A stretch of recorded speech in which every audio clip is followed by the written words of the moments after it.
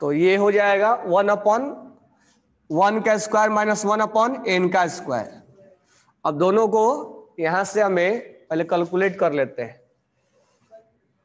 m/n बोला है ना,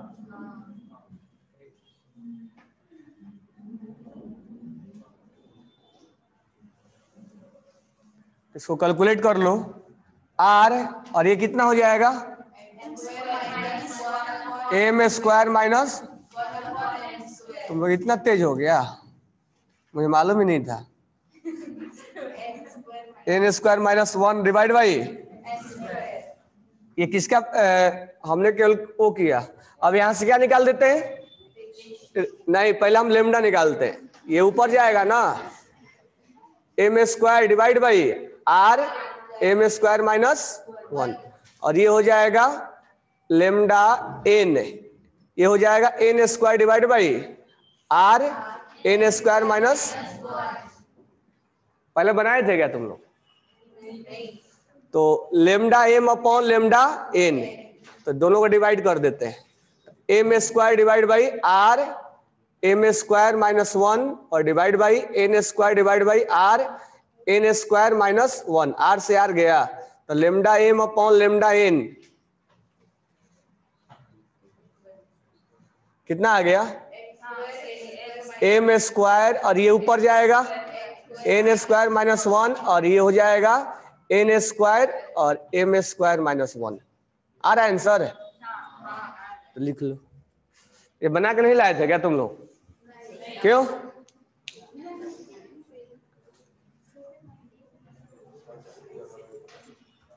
कहाँ डाउट है,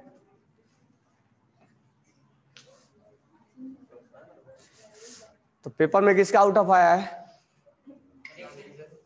करेक्शन, क्या किसका, अच्छा, और हाँ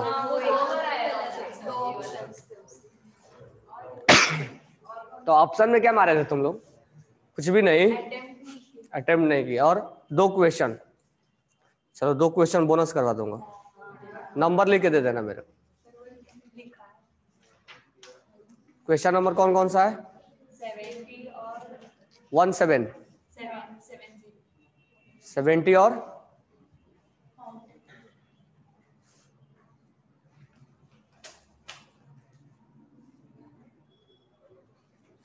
तो 2 क्वेश्चन बोनस हो जाएगा तो आउट ऑफ आ जाएगा 77, 70 और 77 दो ही है ना, चलो 2 बोनस करवा देंगे, आज आंसर की करेक्शन होने के पहले आज मार्क्स आ जाएगा। अभी ये लिख लिए क्या, क्वेश्चन नंबर 21, 20 था ना, ये 20 नंबर था,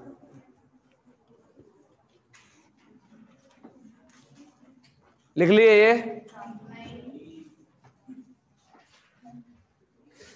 क्वेश्चन नंबर 21,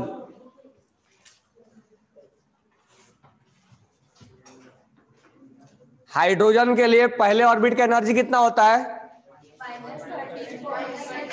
दूसरे के लिए, तीसरे के लिए 5, फोर्थ वन के लिए, फिफ्थ वन के लिए होता है ना, तो अब ये किसके लिए है, अगर हमें हीलियम प्लस का निकालना होता तो -13.6 इंटू 4 हीलियम प्लस के लिए, ये कितना होगा, होगा ना। अगर मान लो हमें निकालना होता लिथियम +2 के लिए, लिथियम +2 के लिए -13.6 इंटू -3.4 इंटू -1.5 इंटू, होगा ना। अगर हमें निकालना होता बेरिलियम के लिए तो इंटू तो -13.6 इंटू 16 -3.4 इंटू 16 -3.4 -1.51 इंटू 16 और -0.85 इंटू 16। अब ये वैल्यू ऑब्जर्व करो जो ऑप्शन में क्वेश्चन में पूछ रहा है, इसका वैल्यू कितना आएगा मल्टीप्लाई करोगे तो ये वैल्यू आएगा 13.6 -13.6 आएगा ना। ये वैल्यू को मल्टीप्लाई करो 1.51 इंटू 9, ये मल्टीप्लाई करोगे तो ये आएगा -13.6। इस वैल्यू को मल्टीप्लाई करो, ये भी आएगा -13.6। अब ऑप्शन चेक करना, कह रहा है कि कौन सा एनर्जी सही सही बताया गया है। तो देखो हाइड्रोजन का पहला ऑर्बिट का एनर्जी कितना है -13.6 इलेक्ट्रॉन वोल्ट। हीलियम के सेकेंड ऑर्बिट का एनर्जी और लिथियम के थर्ड ऑर्बिट का एनर्जी हाफ नहीं, ऑप्शन में ऐसे चेक करना है, यानी इसका फर्स्ट ऑर्बिट का एनर्जी यानी एनर्जी ऑफ हाइड्रोजन कौन सा ऑर्बिट है फर्स्ट, मैं ऊपर फर्स्ट लिख रहा हूं, equal to energy of second orbit किसका इक्वल टू ये एनर्जी कितना है energy of third orbit of equal to energy of ये फोर्थ ऑर्बिट का एनर्जी बेरिलियम +3 का, ये इक्वल एनर्जी है सबका। इसका 13.6 है, इसका 13.6 है, इसका 13.6 है, इसका 13.6 है। यानी हाइड्रोजन का पहले ऑर्बिट का, हीलियम का सेकेंड ऑर्बिट का और लिथियम +2 का थर्ड ऑर्बिट का और बेरिलियम +3 का फोर्थ ऑर्बिट का, ये एनर्जी इक्वल है और वो कितना है 13.6 इलेक्ट्रॉन। यही इसका आंसर है।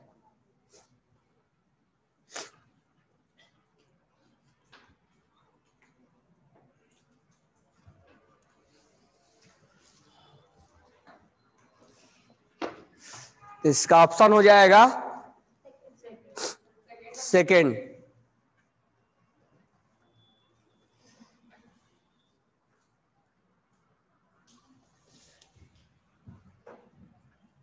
तो बोरॉन का कौन सा ऑर्बिट का एनर्जी बराबर होगा बोरॉन +4 का फिफ्थ ऑर्बिट होगा ना।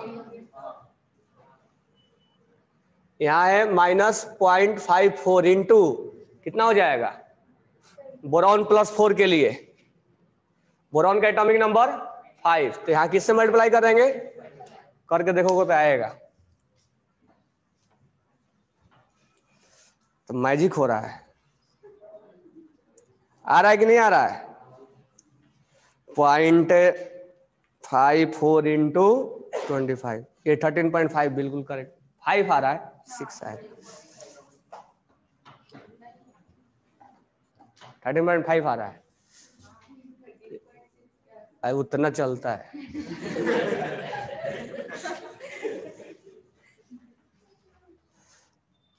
तो ये इसको याद भी रखना है, ठीक है।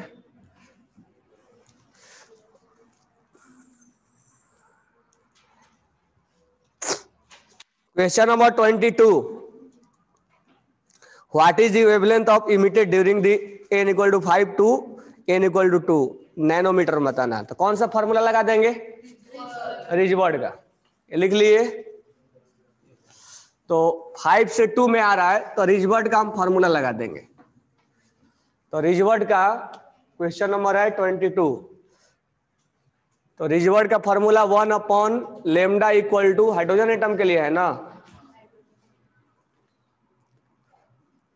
हाइड्रोजन एटम के लिए R और Z² 1 का स्क्वायर 1/2 का स्क्वायर -1/5 का स्क्वायर। तो 1/λ इक्वल टू हो जाएगा R और ये हो जाएगा कितना जाएगा 21/100। चलो तो लेमडा कितना हो जाएगा 100/21R। अब यहां पर ध्यान देना, हमें R का वैल्यू पुट करना। पेज नंबर 17 पर R का वैल्यू है 1.10967। ये है सेंटीमीटर इनवर्स में, तो हमारा जो लेमडा आएगा किस में आएगा? सेंटीमीटर में आएगा। तो यूनिट को ध्यान में रखना है क्योंकि उसका यूनिट लिखा होगा सेंटीमीटर इनवर्स। तो ये हमने R का वैल्यू पुट कर दिया, तो इसको R का वैल्यू याद रखना है 109677। तो ये सेंटीमीटर ऊपर जाएगा तो सेंटीमीटर इनवर्स है तो सेंटीमीटर में आ जाएगा। अब यहां है कैलकुलेशन, तो ये हो जाएगा 100/21 इंटू 109677। जो भी आंसर आएगा वो सेंटीमीटर में आएगा। और हमारा ऑप्शन में क्या रिक्वायरमेंट है? नैनोमीटर। तो 1 नैनोमीटर में कितना सेंटीमीटर होता है? -7 होता है ना।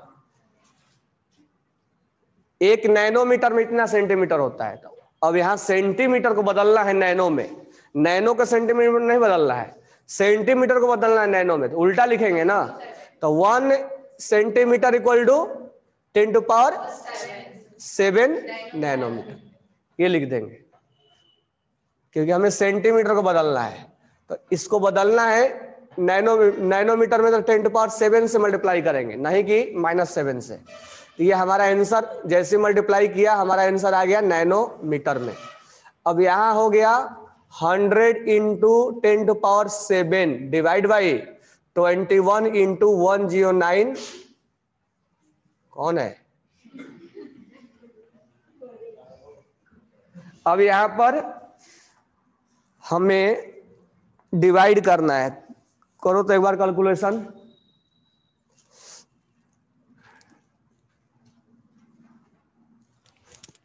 कैलकुलेशन इसका आंसर पास पास में है कि दूर दूर है? 476 400 है, 200।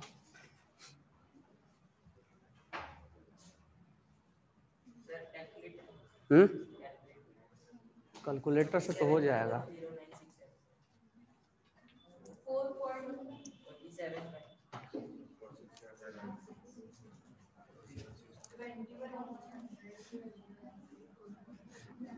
1 2 3 4 5 6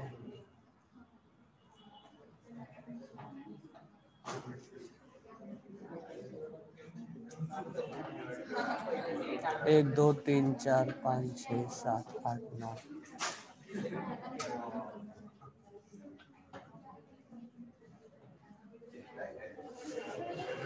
90 है ना। 1 2 3 4 5 6 7 8 9 डिवाइड बाई 21 डिवाइड बाई 109677 यार 434।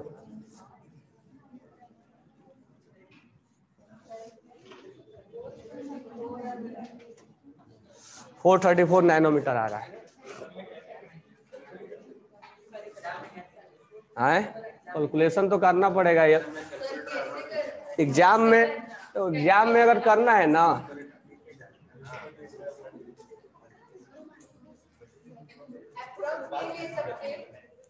ले लो अप्रोक्स में। 1/10⁻7 यहाँ 20 ले लो और यहाँ 1000 लिखो। 1 2 3 4 5 1 2 3 4 5 इसको 5 कर दो और 1 2 3 4 5 5 यहाँ निकल गया तो 2 बचा। तो कम से कम 500 के आसपास आएगा। हाँ तो फिर तुम्हारे पास एक ही ऑप्शन है अब कैलकुलेशन। इसीलिए मैं देख रहा था उसमें ऑप्शन में ये पास पास 2 आंसर आ गया है, तो अब दूसरा ऑप्शन नहीं लगा सकते हम। अगर ज्यादा डिफरेंस होता ना तो कर भी सकते थे हम पास।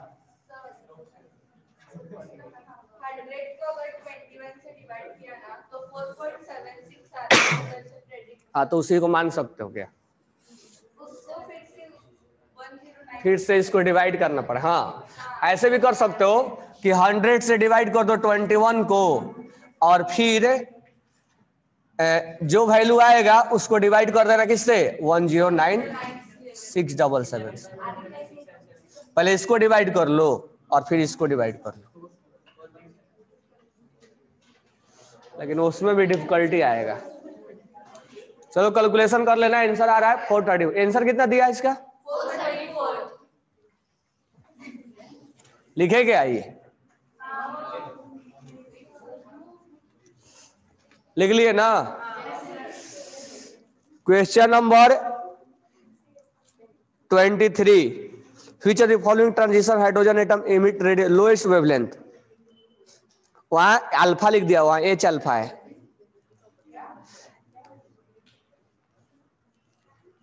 केवल अल्फा लिखा है। तो सबसे लोएस्ट वेवलेंथ मतलब हाईएस्ट एनर्जी। तो हाईएस्ट एनर्जी का डिफरेंस कहां आएगा, 2 से 1 में, यही एनर्जी सबसे हाईएस्ट आता है डिफरेंस।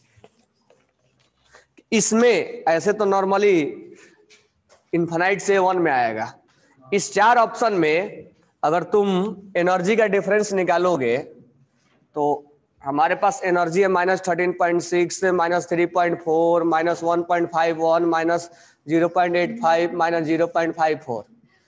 अब हमें अगर इसमें सबसे ज्यादा एनर्जी का डिफरेंस दिख रहा है तो 1 से 2 में दिख रहा है, ये वाला डिफरेंस सबसे ज्यादा दिख रहा है 10.2।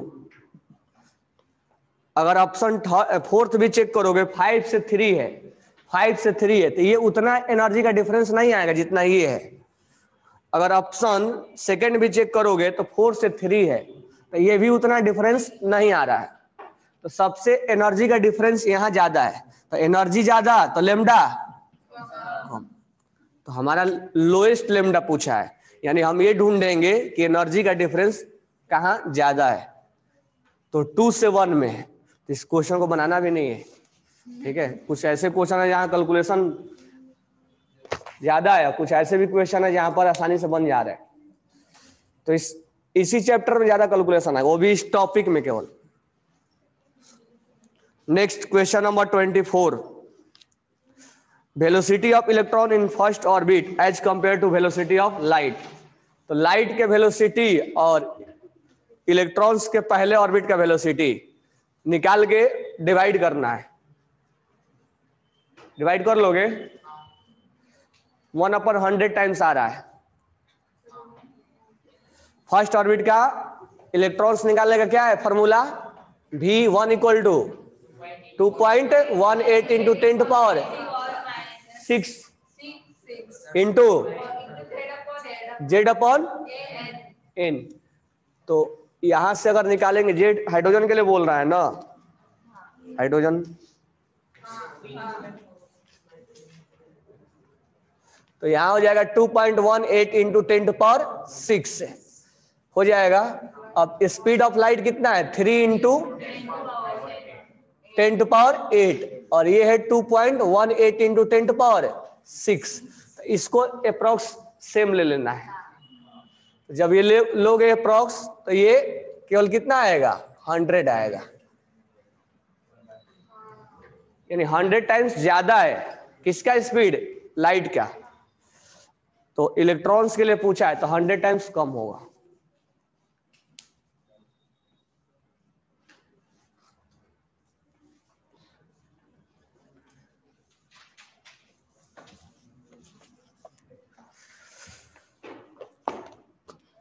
Question number 25, hydrogen spectrum 5th से ग्राउंड स्टेट में आ रहा है without emitting any line बामर series, number of possible. Question number 25 कौन बनाया, 6 आया, कैसे,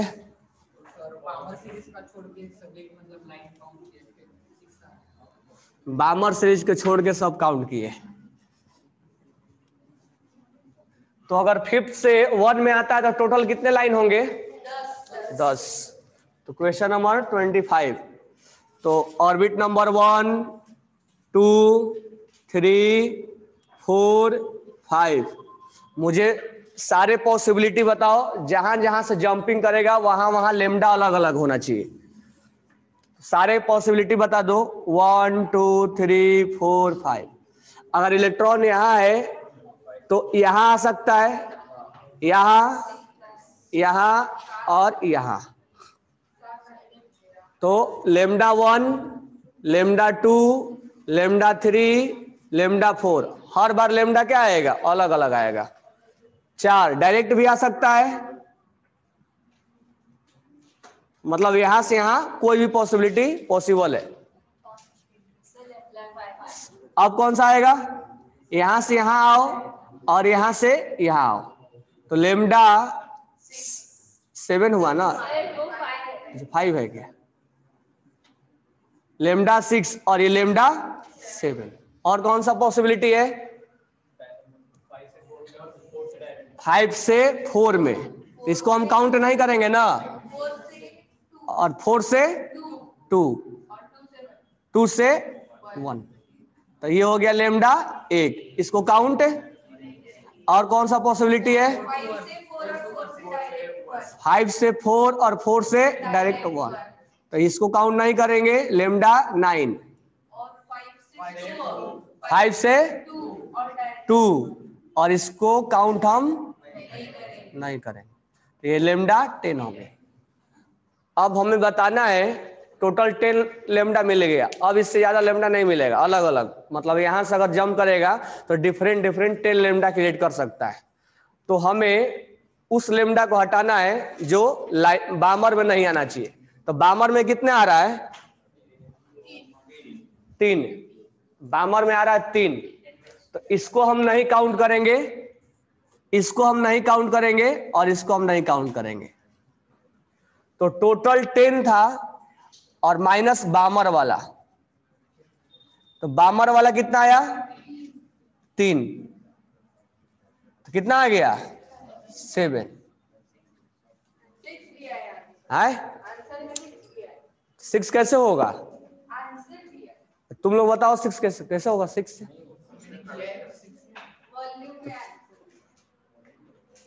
बताओ, इसमें 6 सही दिया है, 6 सही दिया, तुम लोग बताओ 6 कैसे आएगा? नॉर्मली निकालोगे तो ऐसी 7 आएगा, तो तुम बताओ मेरे को 6 कैसे आएगा? आंसर करेक्ट है 6, पर तुम बताओ कि 6 कैसे आया, ढूंढो कैसे 6 आया होगा। ये 3 को हमने कट कर दिया क्योंकि ये बामर में गिर रहा है, ये बामर है।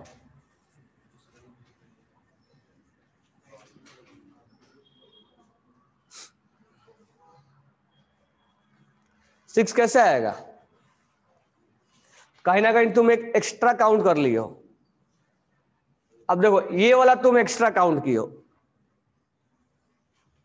अब तुम बोलोगे तो लाइमन है, लाइमन तो है लेकिन आए कहां से हो? बामर से आए हो। अब बामर में जब जाना ही नहीं है तो तुम बामर से आ कैसे गए? बता रहा हूं मैं, लाइमन सीरीज का लाइन है लेकिन तुम आए कहां से? तो बामर में जब तुम गए ही नहीं तो आ कहां से गए लाइमन में? जैसे मान लो यहां पर हमें 5 फ्लोर है और 1 2 3 4 5 बोला गया कि तुमको 1 पे आना है या कहीं भी आना है, तो तुम जो यहां से यहां आ रहे हो, इसका मतलब जब तुम यहां से आए होगे, कहीं कहीं से आए होगे, कहीं से जब यहां आए होगे तभी तो यहां से यहां आ रहे हो। इसका मतलब तुम्हें यहां जाना ही नहीं है, यहां पर जाना ही नहीं है। तो कुल मिला के ये है कि जो तुम ये काउंट कर रहे हो ये है एक्चुअल लाइमन, लेकिन आ कहां से रहा है? 2 से। तो यहां तुम गए ही नहीं तो आ कैसे गया? तो इसका दूसरा तरीका मैं बता रहा हूं बनाने का। तुम क्या करो, बामर लाइन को मिस कर दो, 1 3 4 5 बामर लाइन को, क्योंकि जब उसमें जाना ही नहीं है तो उस लाइन को हम क्यों काउंट करें? अब बामर लाइन को तुम मिस कर दो, उसके बाद निकालो। अब निकालो, इसमें हमने बामर को बिल्कुल हटा दिया, उसको मिस कर दिया। तो 1 2 3 4 5 और ये हो गया 6, ये नहीं, 1 2 3 4 5 6, अब कोई दूसरा पॉसिबिलिटी नहीं मिलेगा। तो इसका मतलब ये हुआ, तुम बोलोगे सर ये तो लाइमन सीरीज है, लाइमन जरूर है, लेकिन आ कहां से रहा है? 2 से। तो 2 में जब गया होगा तब तो आया होगा, और 2 में हमें जाना ही नहीं, वो बोला है कि बामर में जाना ही नहीं। तो इसका मतलब ऐसा थोड़ा कि इलेक्ट्रॉन्स पहले से इसमें होगा, 5 से आ रहा है, 5th से आ रहा है, तो 5th से जब इसमें आया होगा तब तो इसमें आया होगा, इसलिए इसको हम काउंट नहीं करेंगे, इसीलिए इसमें से एक और माइनस करना पड़ेगा, इसलिए आंसर 6 होगा। और इसी लाइन को हम एक्स्ट्रा काउंट कर रहे थे, अगर नहीं तो बामर को बिल्कुल मिस कर दो वहां से, फिर बिल्कुल 6 आएगा।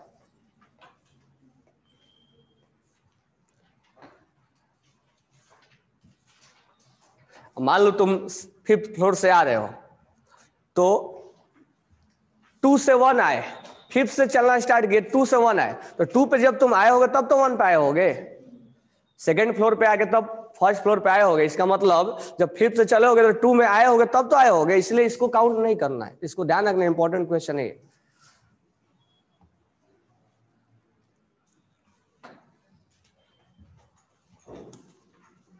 समझ में आया गया?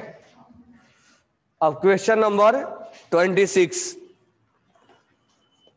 What is likely to be principal quantum number? Diameter इतना है, assume Bohr represent principal quantum number, और सर्कुलर ऑर्बिट डायमीटर इतना है, रेडियस मतलब उसका निकाल दिया है, ये लिख लिए क्या? तो क्वेश्चन नंबर 26, तो डायमीटर दे रखा है उस ऑर्बिट का, तो डायमीटर दे रखा है तो रेडियस क्या होगा? 10.3 नैनोमीटर होता है ना। अब हमें इसका प्रिंसिपल क्वांटम नंबर निकालना है, तो रेडियस का फॉर्मूला क्या होता है? इनटू, और ये जेड तो 1 होगा क्योंकि हाइड्रोजन एटम के लिए है, हाइड्रोजन एटम के लिए, तो हमें ये आर का वैल्यू दे रखा है, रेडियस कितना है? 10.3, 0.529 इंटू एन स्क्वायर का वैल्यू निकालना है, जेड 1 है, और यहाँ जो वैल्यू आती है नैनोमीटर में है, और ये वैल्यू कहाँ आता है? एंगस्ट्रॉम में आता है, तो एक वैल्यू नैनो में है, एक वैल्यू एंगस्ट्रॉम में। सही दिख रहा है क्या? दोनों एक लाना पड़ेगा ना, या तो इसको क्या कर दो, नैनो में चेंज कर दो, या तो इसको एंगस्ट्रॉम में चेंज कर दो।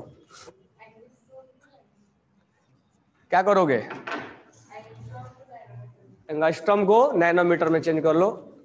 अब देखो यहाँ पे एक डायरेक्ट तरीके बता रहा हूं कैसे करना है। 1 एंगस्ट्रॉम में कितना मीटर होता है? 10 मीटर होता है। 1 नैनोमीटर में कितना होता है?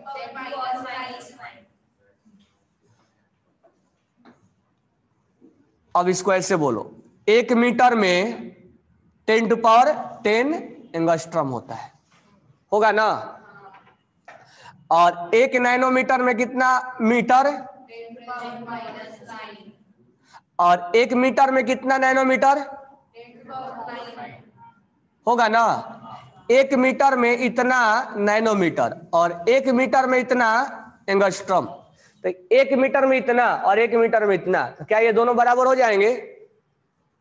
1 मीटर में इतना और 1 मीटर में इतना, तो ये जब ये बराबर है तो ये बराबर होगा। इसका मतलब ये हुआ कि ये इसके बराबर है और ये इसके बराबर है, और ये दोनों बराबर है, तो ये दोनों क्या होंगे? तो 10⁻10 एंगस्ट्रॉम इक्वल टू 10⁻9 नैनोमीटर। इसका मतलब ये हुआ कि 10 एंगस्ट्रॉम इक्वल टू, तो अब यहां से डायरेक्ट हम कर सकते हैं, ये मतलब शॉर्टकट तुम्हें बता रहा हूं कि कैसे एक नैनोमीटर को अगर हमें एंगस्ट्रॉम में बदलना है, नैनोमीटर को एंगस्ट्रॉम में बदलना है, तो 10 से मल्टीप्लाई कर दो, तुरंत एंगस्ट्रॉम में बदल जाएगा। इसका मतलब इसको हमें बदलना है एंगस्ट्रॉम में, तो बस हम 10 से मल्टीप्लाई कर दें, क्योंकि 1 नैनोमीटर में 10 एंगस्ट्रॉम होता है। तो इस नैनोमीटर को बदलना है एंगस्ट्रॉम में, तो 10 से मल्टीप्लाई कर दो, ये अपने आप एंगस्ट्रॉम में आ जाएगा।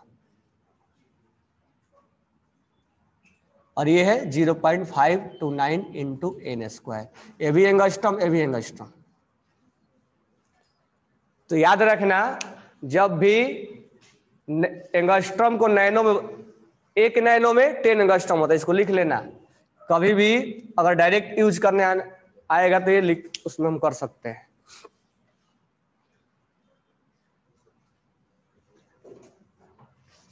तो 1 नैनो में 10 एंगस्ट्रॉम बोल, आगे से ध्यान रखना अगर इन दोनों में कन्वर्ट करना है तो।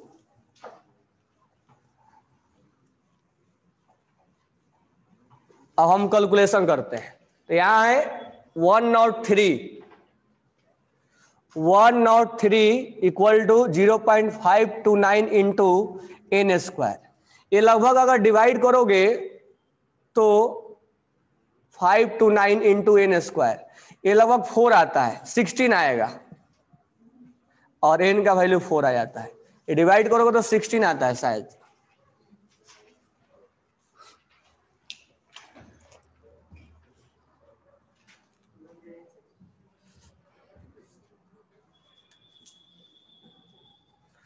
ये डिवाइड करोगे तो 16 आता है।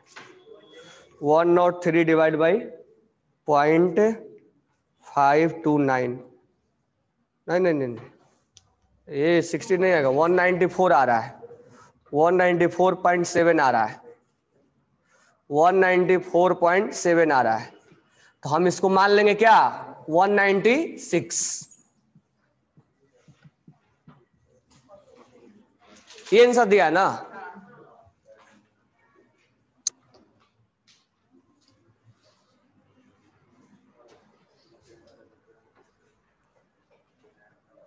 इसको हमने अप्रॉक्स मान लिया 196।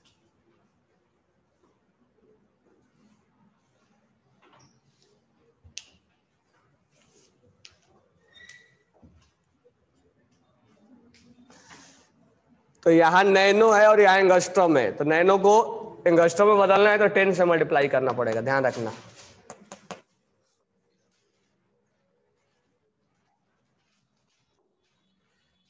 क्वेश्चन नंबर, ये समझ में आ गया ना। Question number 27, radius of the bore hydrogen x de Broglie wavelength. इसको राउंड कर लो, डी ब्रोगली तो पढ़ा ही नहीं हमने। तो बताओ क्या होगा इसे।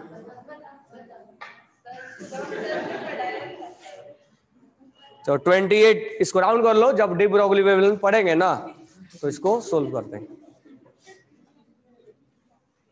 ये लिख लिए क्या।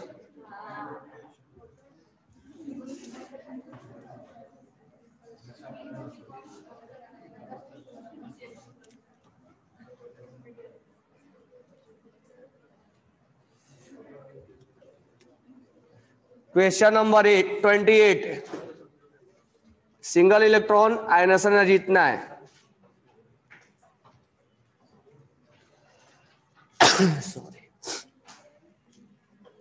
आयोनाइजेशन एनर्जी दिया हुआ है क्वेश्चन नंबर 28।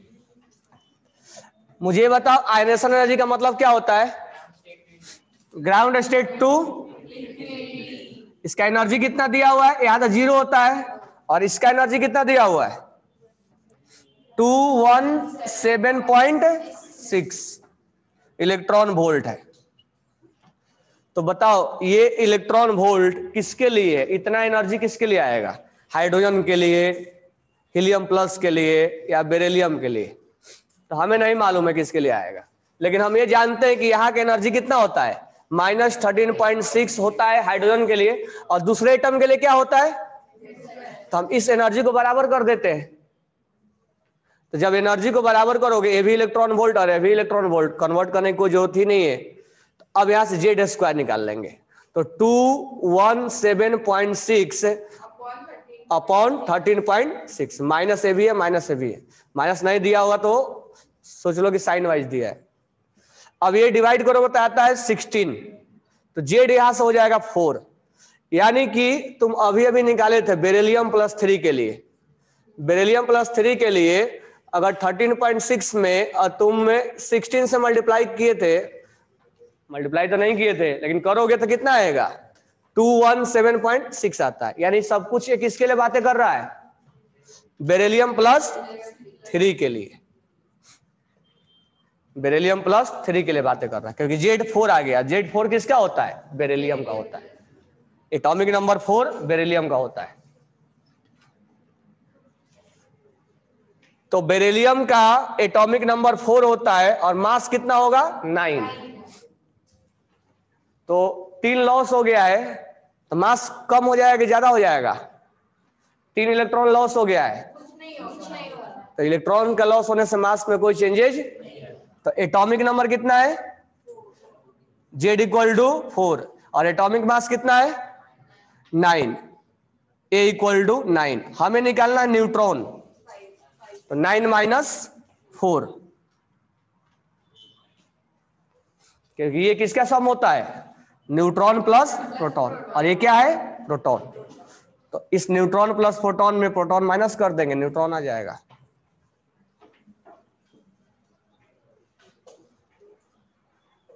हो गया ना?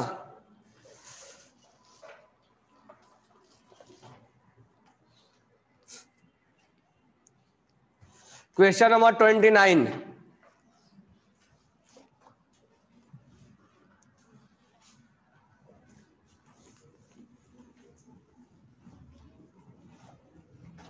तुम लोगों को तो पहले सोल्व हो गया, अभी तो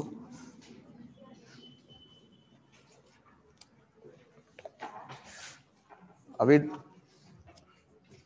सारे बैचेज में लेवल 1 और लेवल 2 सोल्व करवाए, केवल बैच 1 पीसीएम में वो लेवल 3 लगभग 25 क्वेश्चन हुआ उसमें।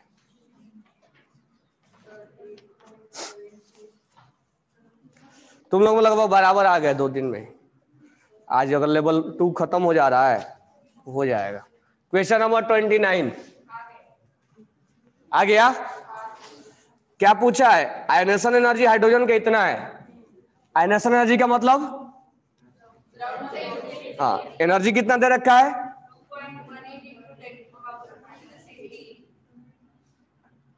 जूल पर atom.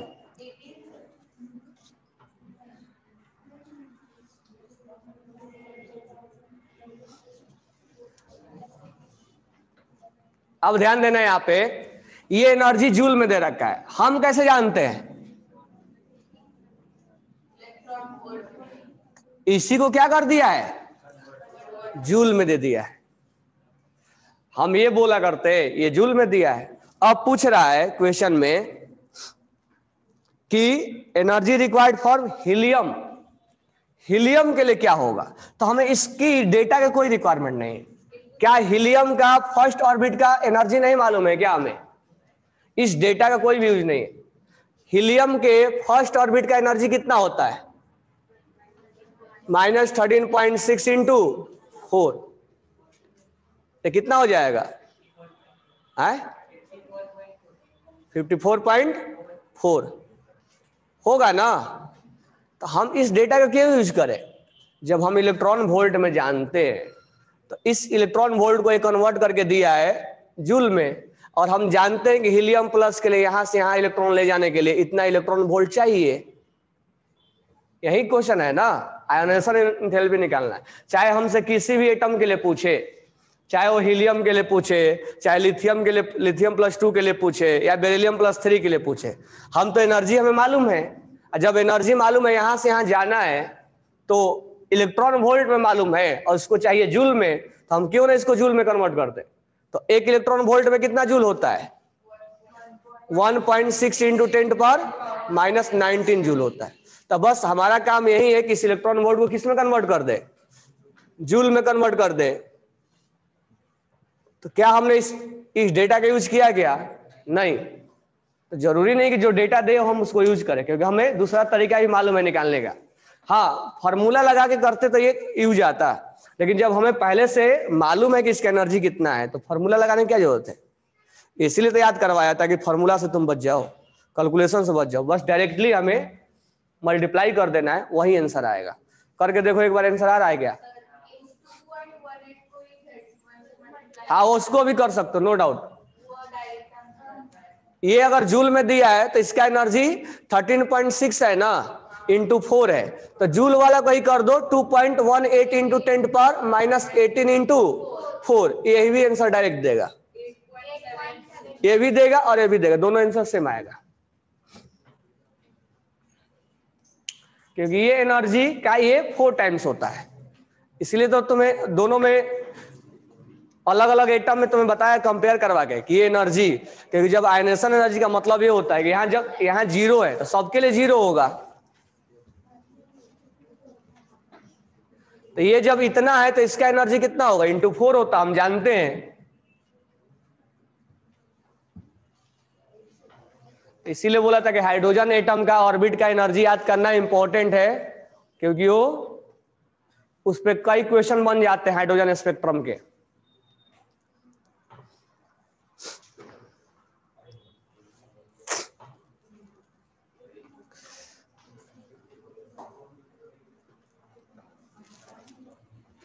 Question number 30,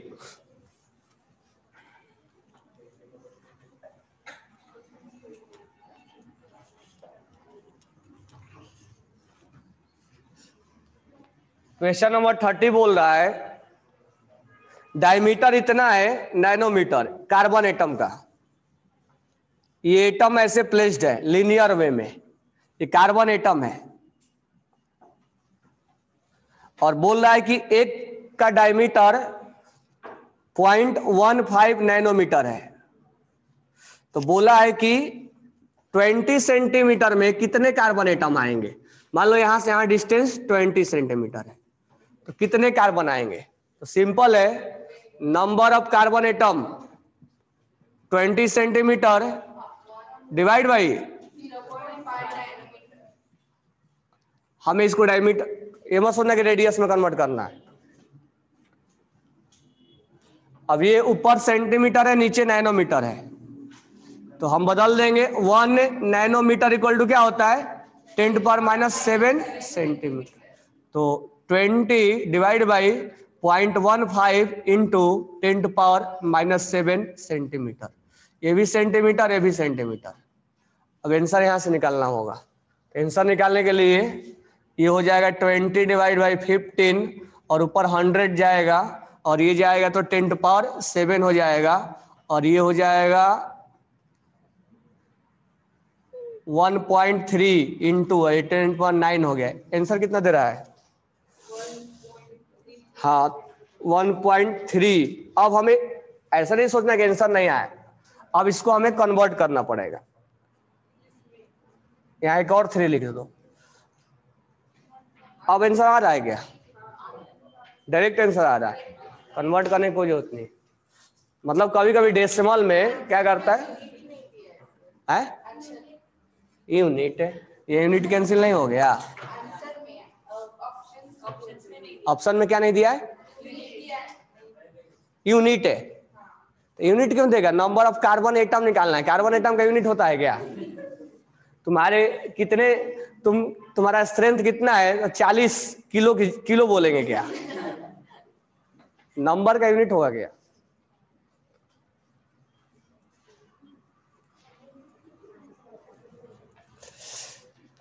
question number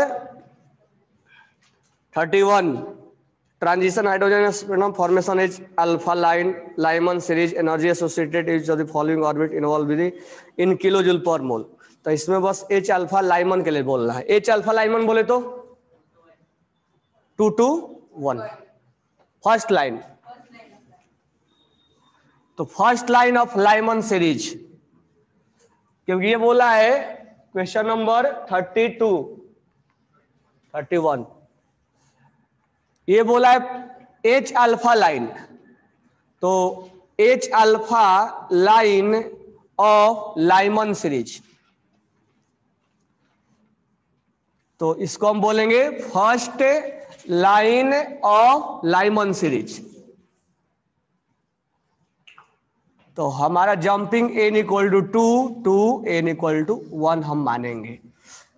अब हमें इसमें फॉर्मूला लगाने की कोई जरूरत नहीं है, यहां एनर्जी कितना है, -13.6 इलेक्ट्रॉन वोल्ट पर एटम, और यहां कितना है, -3.4 इलेक्ट्रॉन वोल्ट पर एटम।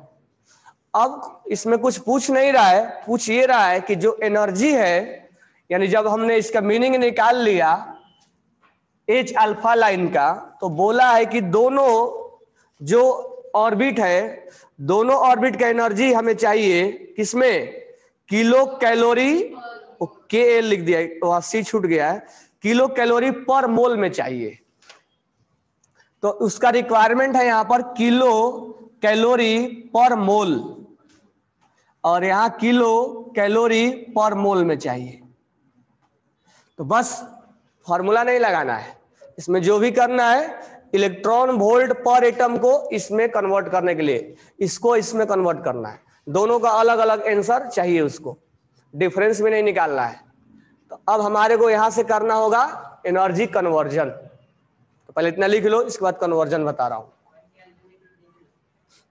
1 कैलोरी में 4.18।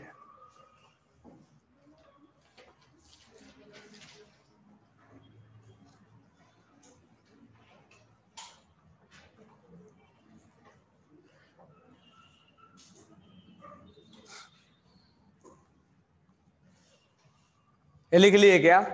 चलो अब कन्वर्जन बता दे रहा हूं कैसे कैसे करना। ध्यान रखना कन्वर्जन में कुछ है नहीं। अब हमें एक चीज यहां ध्यान रखना, इलेक्ट्रॉन वोल्ट पर एटम है और यहां क्या है किलो कैलोरी पर एटम। तो पहले मैं जो जो यूनिट यूज होगा वो मैं लिख दे रहा हूं, क्या क्या यूनिट यूज होगा। तो पहले हमारा कन्वर्जन ऐसे होगा, इलेक्ट्रॉन वोल्ट को हम बदलेंगे जूल में, और जूल को बदलेंगे कैलोरी में, और कैलोरी को बदलेंगे किलो कैलोरी में। हमारा कन्वर्जन यही होगा। और एक और होगा, एटम को बदलना होगा मोल में, तो हम इंटू एन ए से मल्टीप्लाई कर देंगे एवोगाड्रो नंबर से, तो मोल में चला आएगा। बस हमें इसका ही यूज करना है। एटम है यहाँ पे और यहाँ मोल पूछ रहा है, तो एटम को मोल में चाहिए तो एवोगाड्रो नंबर से मल्टीप्लाई कर दें। तो हमारा कैसे कैसे जाएंगे, इलेक्ट्रॉन वोल्ट को बदलेंगे जूल में, और जूल को बदलेंगे कैलोरी को बदलेंगे। तो यहाँ पर हमें रिलेशन आना चाहिए। तो एक electron volt equal to 1.6 into 10⁻⁻19 joule. पहला ये यूज होगा। जब अब जूल जब आ जाएगा तो कैलोरी में जाना होगा। तो 1 joule equal to 1 calorie equal to 1 calorie equal to 4.18 joule. तो यहां पर कन्वर्जन हमने। अब next 1 kilo calorie equal to क्या होता है, किलो का मतलब 1000 होता है ना। तो यही हमें कन्वर्जन यूज करना है, मतलब इतना यूज करना है और हमारा प्रोसेस ये होगा। तो हमें चलो पहला वाला करते हैं। -13.6 इलेक्ट्रॉन वोल्ट है, तो जूल में बदल देते हैं पहले, और पर एटम है तो जूल में बदलने के लिए -13.6 इंटू 1.6 इंटू 10⁻⁻19 जूल में आ गया। अब एटम के लिए है और मॉलिक्यूल्स के लिए है, तो यहां मैं एवोगाड्रो नंबर लिख दे रहा हूं, इंटू एवोगाड्रो नंबर। तो ये किस में आ गया हमारा अभी तक आंसर, जूल पर मोल में आ गया है। अभी तक हमारा आंसर जूल पर मोल में आ गया है। अब बदलना है कैलोरी में, तो एक कैलोरी में इतना जूल होता है। अब उल्टा बोलना पड़ेगा कि एक जूल में कितना कैलोरी होगा ना, क्योंकि यहां जूल में है और हमें कैलोरी में बदलना है, तो एक जूल में इतना कैलोरी होता है। तो इसका मतलब अगर हमें इसको जूल को कैलोरी में बदलना है तो किससे मल्टीप्लाई करना पड़ेगा, 1/4, यानी 4.18 से डिवाइड करना पड़ेगा।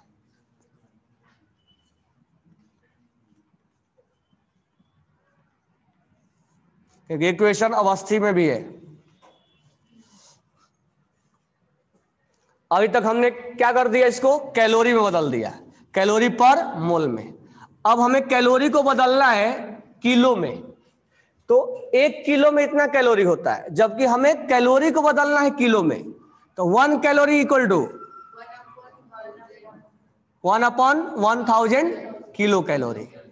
तो कैलोरी को किलो में बदलना है तो 1/1000 से मल्टीप्लाई करना पड़ेगा, यानी 1000 से डिवाइड करना पड़ेगा। -13.6 into 1.6 into 10⁻⁻19 into Na divide by 4.18 into 1000। यही हमारा आंसर जो कैलकुलेशन देगा वो देगा किलो कैलोरी पर मोल में। तो अब मैं इसको भी कर दे रहा हूं डायरेक्ट यहीं पे। तो ये हो जाएगा -3.4 into 1.6 into 10⁻19 into Na divide by 4.18 into 1000।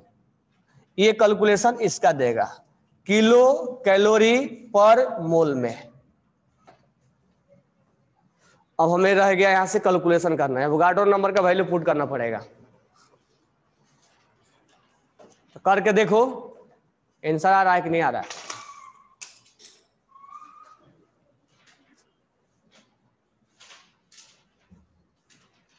आ रहा है answer.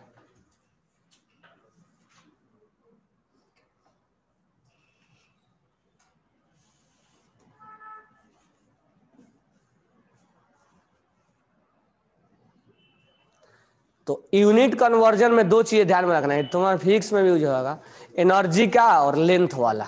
Angstrom, nanometre, picometre, micrometer.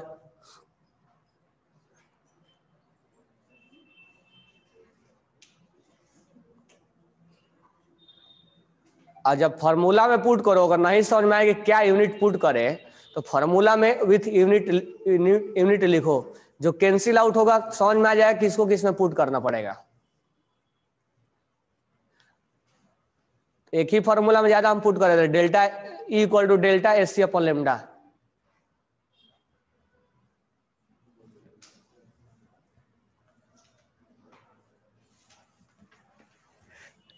Sorry,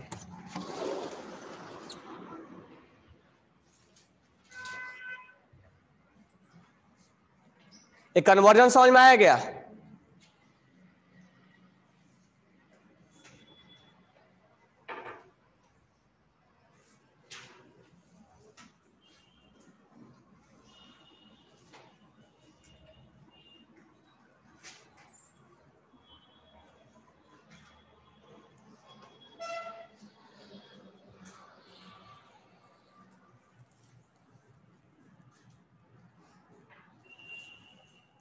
question number 32 बन गया ये।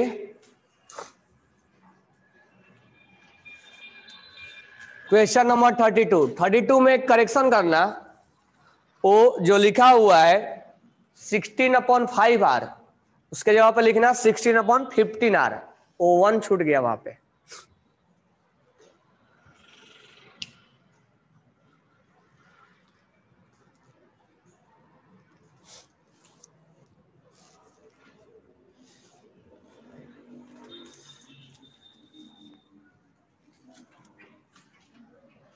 क्वेश्चन नंबर 32 में क्वेश्चन ये बोल रहा है कि वेवलेंथ जो आया है वो आया है 16/15R आया है, और लाइमन के लिए आया है। लाइमन के लिए इसका मतलब n equal to N2 n equal to 1। ये नहीं मालूम है हमें और ये मालूम है, और लेमडा इतना आ रहा है। तो रिजबर्ट का फॉर्मूला लगा देंगे, 1/λ equal to R hydrogen atom के लिए है 1/1 का स्क्वायर माइनस 1/N2 का स्क्वायर। ये 1/λ, तो इसको एक बार रिवर्स करके मैं लिख दे रहा हूं क्योंकि आगे कैलकुलेशन नहीं करना पड़ेगा, नहीं भी करता तो चलता है। तो यहाँ पर मैं डायरेक्ट पुट कर रहा हूं 15R/16, क्योंकि लेमडा का वैल्यू दिया है और हम यहाँ 1/λ का वैल्यू पुट कर रहे हैं R, और ये आ गया 1/1 माइनस 1/N1 का N2 का स्क्वायर। R से R गया, ये हो जाएगा 15/16 इक्वल टू 1 माइनस N2 का स्क्वायर। तो इसको इधर लेके आओ और इसको इधर लेके जाओ ताकि ये प्लस बन जाए। तो इसको इधर लेके आएंगे और इसको इधर लेके आओ, तो 1 माइनस क्या हो जाएगा 15/16 हो जाएगा। इसको इधर लेके आएंगे तो प्लस हो जाएगा, इसको इधर लेके आएंगे माइनस आ जाएगा। तो 1/N2 का स्क्वायर कितना होगा 1/16। N2 क्या हो जाएगा, N2 क्या हो जाएगा 4।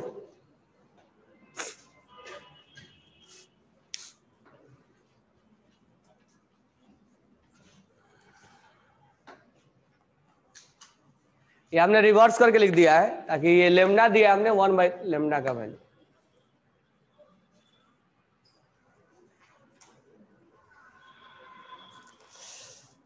ये 32 हो गया।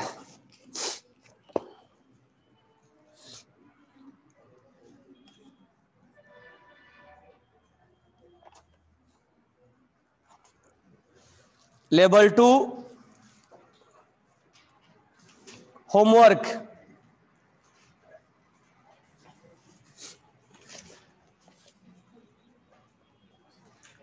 Level 2 homework question number 11।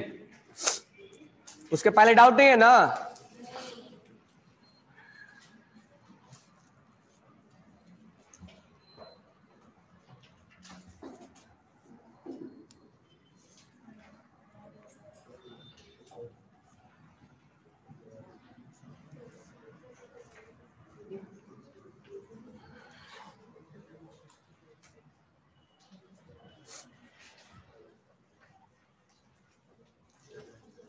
Eleven पढ़ो।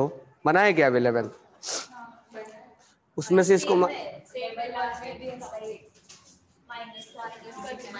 हो जाएगा ना 11th। 12th पढ़ो।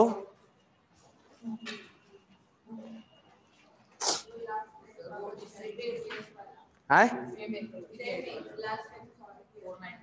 494 सेम क्वेश्चन है।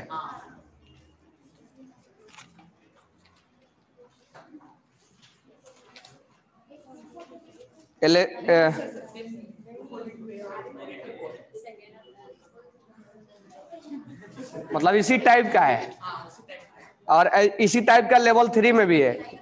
लेवल 3 में क्वेश्चन नंबर 11 है। लेवल 3 में क्वेश्चन नंबर 11 सेम टाइप का क्वेश्चन है। चलो बना दे रहा हूं।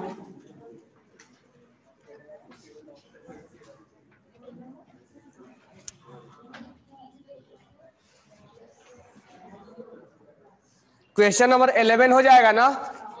चलो 12 देखो।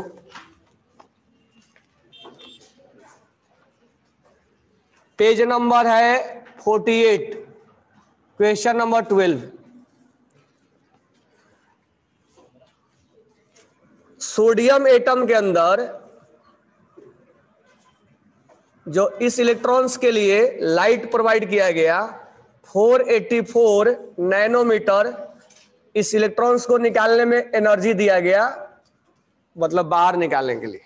अब इस पे ओ वाला आयनेशन नहीं लगाएंगे सोडियम एटम के लिए क्या होगा, क्योंकि वो हाइड्रोजन लाइक स्पीशीज नहीं है।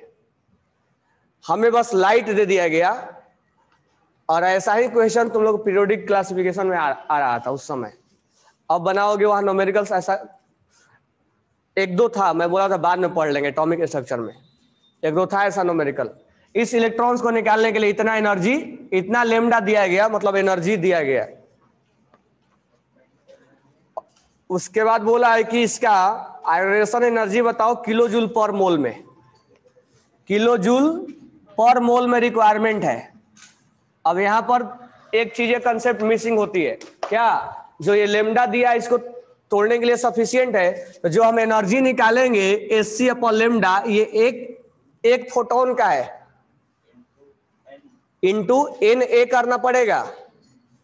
यानी यहां पर एनर्जी हमें लिखना पड़ेगा N S C upon lambda, और एन के जगह पे क्या पुट करना पड़ेगा, एवोगाड्रो नंबर। ये चीजें ध्यान रखना है, जब जब पर मोल बोले दो जगह याद रखना है।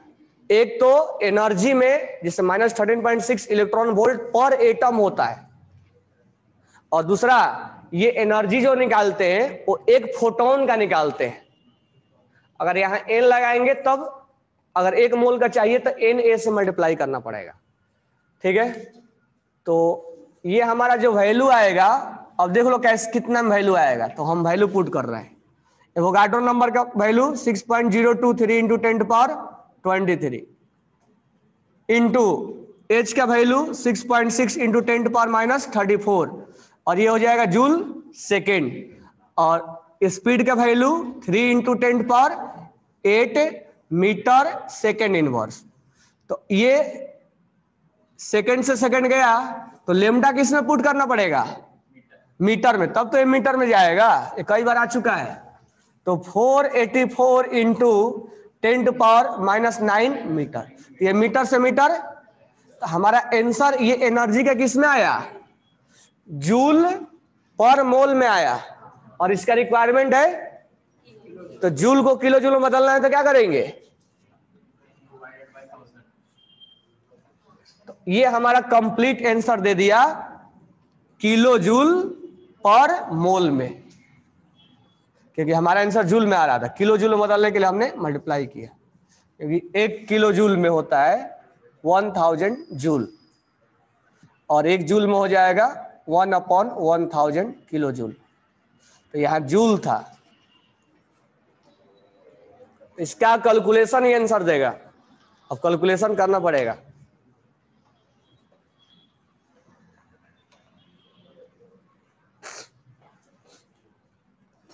देखो करके आंसर आ रहा है क्या,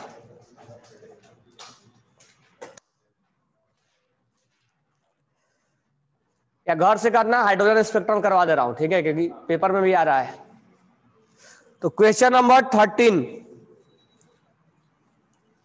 which of the following have wave number will be equal to value of R in the hydrogen spectrum. कह रहा है कि वेव नंबर का वैल्यू आर के बराबर कब होगा। सोचो कि वेव नंबर का वैल्यू, ये वेव नंबर है, का वैल्यू आर के बराबर तब होगा जब ये वैल्यू 1 आएगा, और ये 1 कब आएगा, जब एक जगह इंफिनिटी होगा, तभी तो 1 आता था। इसका वैल्यू 1 आएगा तभी तो ये वेव नंबर का वैल्यू आर आएगा।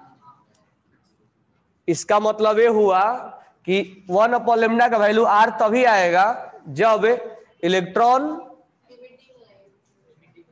हाँ, लिमिटिंग लाइन होंगे, यानी इनफाइनाइट से कहां आएगा, 1 में, n equal to infinity to n equal to 1 में आएगा। इसको लिमिट लाइन बोलते हैं, लिखवाया था, last line, limit line.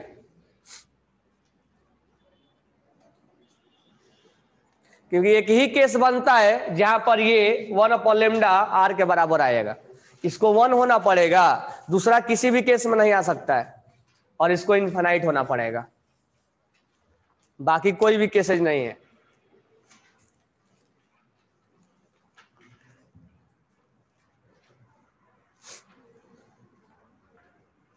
Question number 14, wave number है 15,200 centimetre inverse, wave number first line of Balmer series बताना है। फर्स्ट लाइन ऑफ बामर का दे रखा है, और बेरिलियम +3 में बताना है, और किस में दे रखा है, हाइड्रोजन में, ठीक है। एक डेटा दे रखा है, दूसरे डेटा के लिए पूछना था, क्या करना होता है, रेशियो, और इसमें वेव नंबर के बारे में बात कर रहा है, और हमें ये मालूम है कहां से कहां जंपिंग हो रहा है, तो कौन सा फॉर्मूला यूज करेंगे, रिजबर्ड, समझ में आएगा, तो रिजबर्ड यूज करेंगे और रेशियो लेंगे, यही 2 काम करना है हमें। जब जब ऐसा क्वेश्चन आए, एक डेटा दिया है और दूसरा डेटा निकालना है, तो हमें रेशियो लिया जाता है, और साथ में हमें जंपिंग कहां से कहां हो रहा है उसके बारे में भी मालूम है, तो हम डायरेक्ट रिजबर्ड का फॉर्मूला लगा देंगे। क्योंकि ये टॉपिक तुम पढ़ रहे हो हाइड्रोजन स्पेक्ट्रम, लेकिन एग्जाम में लिख के थोड़ा आएगा कि हाइड्रोजन स्पेक्ट्रम का पढ़ रहे हो, तो उस समय तुम्हें ध्यान में रखना पड़ेगा कि ये हमें रिजबर्ड का फॉर्मूला लगाना है। तो क्वेश्चन नंबर 14 में वेव नंबर दिया है first line of Balmer series, तो first line of Balmer series, अब इससे हमें मीनिंग निकल जाएगा कि ये n equal to 3 to n equal to 2 में आ रहा है। तो हमने बोला भी था कि लैंग्वेज में देगा तो हम उसको कहां से कहां डिक्साइट हो रहा लिख लेंगे, और इसमें इसका 1/λ यानी न्यू बार का वैल्यू दे रखा है 15,200 सेंटीमीटर इनवर्स। ये क्वेश्चन में दिया हुआ है, ये गिवन है, और उसका रिक्वायरमेंट है वेव नंबर निकालना है, यानी न्यू डैश निकालना है, किसके लिए, first line of Balmer, first line of Balmer. जैसे ये वर्ड लिखा हम समझ जाएंगे कि n equal to 3 to n equal to 2 में पूछ रहा है, और किसके लिए पूछ रहा है, बेरिलियम +3 के लिए पूछ रहा है। ये इसके लिए ये वैल्यू इसका रिक्वायरमेंट है। तो एक डेटा दिया है, दूसरा डेटा पूछ रहा है, और हमें कहां से कहां जंपिंग मालूम है, तुरंत रिजल्ट लगाएंगे और डिवाइड मारते हैं। तो देखो कैसे बनाएंगे, यहां मैं बना रहा हूं। तो यहां पर पहले इसके लिए लिख देंगे, तो मैं डायरेक्ट लिखूं 15200 इक्वल टू आर, यहां हाइड्रोजन है 1 का स्क्वायर RZ², और कहां से कहां जंपिंग हुआ है 1/2 का स्क्वायर माइनस 1/, इसको अभी कैलकुलेट मत करना, डिवाइड बाई इसका वैल्यू निकालना है, तो x मान ले, मान लो ना x है, 1/λ का वैल्यू निकालना है, इसको x मान लेता हूं मैं। R Z², Z बोले तो बेरिलियम का Z कितना होता है 4 का, और कहां से कहां पूछ रहा है, ये डेटा कैंसिल हो गया ना, ये कैंसिल हो गया, क्या बचा x इक्वल टू 1520 इंटू 16, यही आंसर है, सेंटीमीटर इनवर्स में आएगा।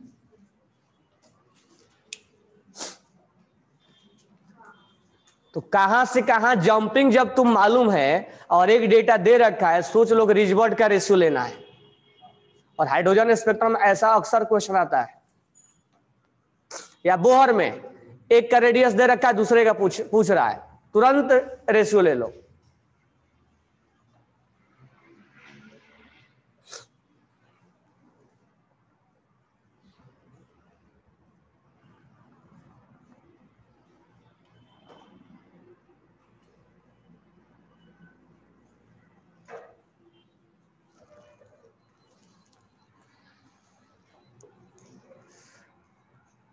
आंसर आ रहा है,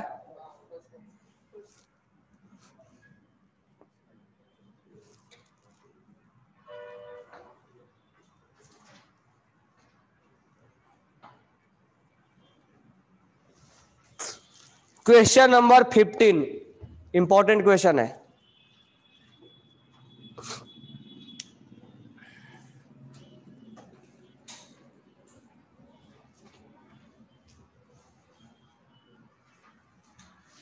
समझ में आया ना क्या करना है, तो केवल यही क्वेश्चन नहीं बनाना है, जब भी ऐसा क्वेश्चन आए ना तो उसको ऐसे हमें प्रोसेस करना पड़ेगा, रेशियो लेना पड़ेगा, जब कहां से कहां जंपिंग हुआ है, तो कहां से कहां जंपिंग हुआ है तो तुरंत रिजल्ट के पास जाओ और रेशियो लो। अब ऐसे नहीं, एक कॉमन टाइप भी क्वेश्चन आए ना, एक डेटा दिया है दूसरा डेटा निकालना है, सोच लो कि रेशियो निकाल के हम कर सकते हैं। अब बाकी कैलकुलेट मत करो इसको कि हम कैलकुलेशन कर रहे हैं, देखो रेशियो लेने के बाद क्या हो जा रहा है, कैंसिल हो जा रहा है।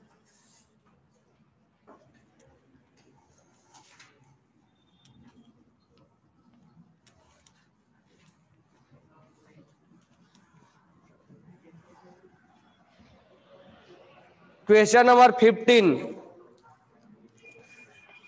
What is the transition in the hydrogen spectrum would have same wavelength as Balmer for n equal to 4 to n equal to 1 2 for helium atom, helium plus।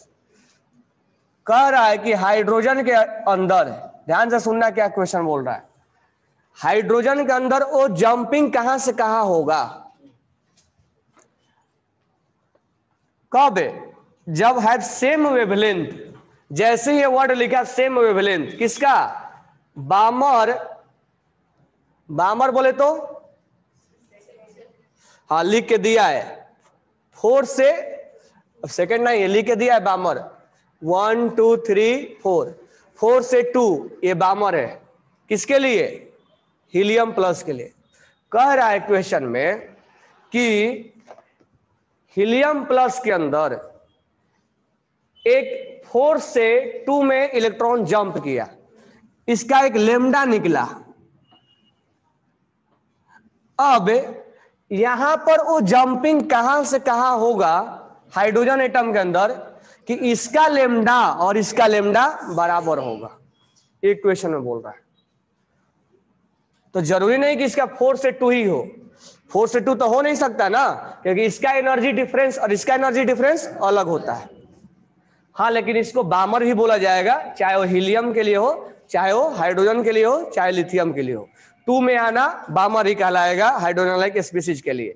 But इसका एनर्जी डिफरेंस इसके energy difference के बराबर नहीं है, तो इसका lambda और इसका लेमडा बराबर नहीं होगा। लेकिन अब जैसे तुम बोल रहे थे कि हाइड्रोजन के फर्स्ट ऑर्बिट का एनर्जी और हीलियम के सेकेंड ऑर्बिट का एनर्जी, हीलियम प्लस के और लिथियम प्लस 2 के थर्ड ऑर्बिट और बेरिलियम प्लस 4 के वो एनर्जी इक्वल हो रहा था। तो कहीं ना कहीं यहाँ एक जंपिंग हुआ होगा जिसका लेमडा इसके बराबर आया होगा। तो हमारा मेन फोकस क्या होगा कि इसका हम कहां से कहां जंपिंग हुआ हमें नहीं मालूम है। तो N1 और N2 हमारा अननोन है, चलो मान लेते हैं। तो यहां से हम क्या निकाल देंगे, लेमडा, और यहां से क्या निकाल देंगे, लेमडा, और दोनों को लेमडा को क्या कर दे, इक्वेट कर दे। तो वही काम करते हैं कि यहां से यहां लेमडा निकाले और यहां से यहां लेमडा निकाले। तो यहां से यहां लेमडा निकालने का क्या तरीका है, 1 upon lambda equal to R Z square, 1 upon N1 का स्क्वायर माइनस 1 अपॉन, यही होगा ना। और यहां से 1 अपॉन लेमडा निकालो, 1 upon lambda equal to R, और ये जेड है तो इसका क्या हो जाएगा, 2 का स्क्वायर हो जाएगा ना, ये 2 का स्क्वायर हो जाएगा। और ये कहां से कहां जंपिंग हुआ है, 4 से 2 में होगा ना। हमें अभी कैलकुलेट करने की कोई जरूरत नहीं है। अच्छा, यहां से लेमडा इक्वल करो चाहे 1 अपॉन लेमडा इक्वल करो, बात देखिए ना। लेमडा इक्वल करो चाहे 1 बाई लेमडा इक्वल करो, तो इसको कैलकुलेट करने की कोई जरूरत नहीं है। ये नहीं कि लेमडा ही इक्वल करेंगे, इसको इक्वेशन 1 मान लो, इसको इक्वेशन 2 मान लो, दोनों को इक्वल कर दो। लेमडा इक्वल करो चाहे 1 बाई लेमडा इक्वल करो, बात बराबर आने वाला है। समझ में आया क्या। तो यहां से हम इक्वल कर देंगे आर, और यहां हो जाएगा 1 अपॉन N1 का स्क्वायर माइनस 1 अपॉन N2 का स्क्वायर इक्वल टू, यहां हो जाएगा आर इंटू 4, और यहां हो जाएगा 1 अपॉन 2 का स्क्वायर माइनस 1 अपॉन, तो यहां 4 मैं लिख दूं और यहां 60 लिख दूं। कैलकुलेट नहीं करना है, आर से आर कैंसिल हो गया ना। 1 अपॉन N1 का स्क्वायर माइनस 1 अपॉन N2 का स्क्वायर इक्वल टू, यहां क्या हो जाएगा,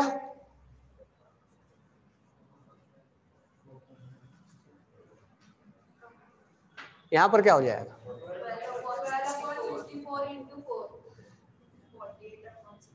नहीं कैलकुलेट मत करो इसको, यहां से 4 कॉमन निकालो। अच्छा 4 से मल्टीप्लाई करके देखो तो 4 by 4 into, sorry minus 4 into, और पूरा कल है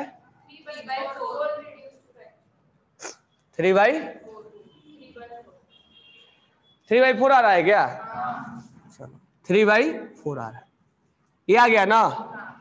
अब यहां पर ध्यान देना, 2 अननोन है और इक्वेशन एक ही है, तो सोल्व तो कर नहीं पाएंगे। तो यहां हम लगाएंगे हीट एंड ट्रायल मेथड, यानी ऑप्शन से क्रॉस चेक करेंगे।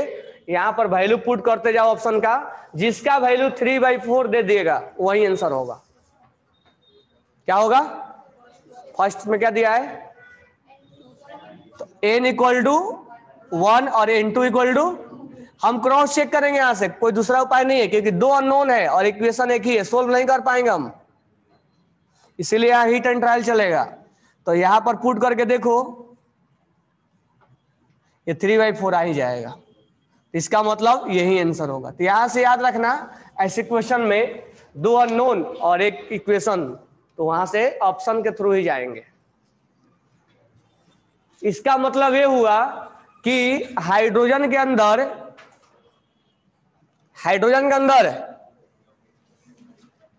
2 से कहां आएगा, और इसका दूसरा उपाय मैं बता रहा हूं। यहां पर एनर्जी बताओ कितना है, -3.4 इंटू 4 कितना हो गया,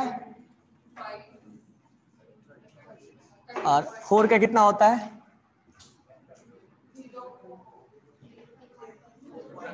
0.85 इंटू 4 होता है ना, 20 से 32 34 होता है ना। एनर्जी डिफरेंस क्या आ रहा है इसका 10.2। यहां पता लगा एनर्जी डिफरेंस कहां आएगा, बना दिया ना दूसरे से, तो इसीलिए याद करवाया था। ऐसे भी बना सकते हो और ऐसे भी बना सकते हो। जब ये एनर्जी डिफरेंस मालूम है, बोला लेमडा सेम है, इसका मतलब एनर्जी सेम हुआ होगा। तो कहां का गैप इस गैप के बराबर आ रहा है, 10.2 है एनर्जी का गैप, तो यहां का एनर्जी का गैप कहां के बराबर आएगा, तो 2 से 1 में आएगा, 10.2 आएगा, इसका मतलब 2 से 1 आ रहा होगा।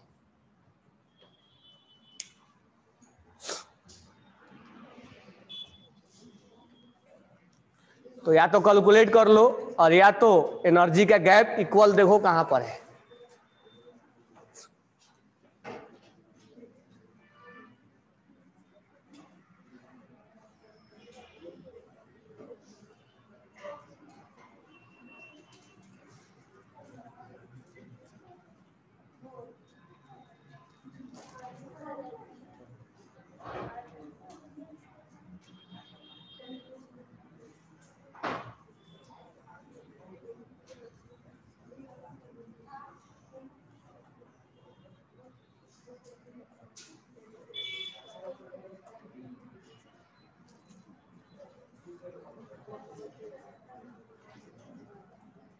बन गए ये question number 16।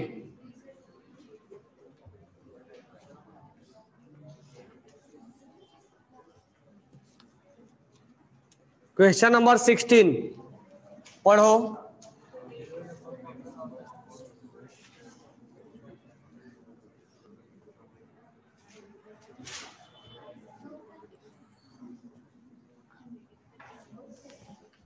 Question number 16 wave number पूछ रहा है, लॉन्गेस्ट वेवलेंथ बामर का। तो बताओ बामर का कौन कहां से कहां डी एक्साइट होगा, तो 3 से, तो 3 से 2 में लॉन्गेस्ट वेवलेंथ होता है। First line of Balmer series is longest wavelength. तो इसका मतलब हमें कहां से कहां डी एक्साइट होगा ये मालूम चल गया। अब इसका वेव नंबर पूछ रहा है, तो वेव नंबर पूछ रहा है तो रिजवर्ड लगा दो। तो 1/λ equal to R, hydrogen atom के लिए है ना, 1/2 का स्क्वायर माइनस 1/3 का स्क्वायर, ये हो जाएगा आर इंटू ये हो जाएगा 5/36। आर का वैल्यू पुट कर दो, आर का वैल्यू आएगा सॉरी 109 5/36। ये किसमें है, सेंटीमीटर इनवर्स में है। इसमें रिक्वायरमेंट किसमें है, मीटर इनवर्स में।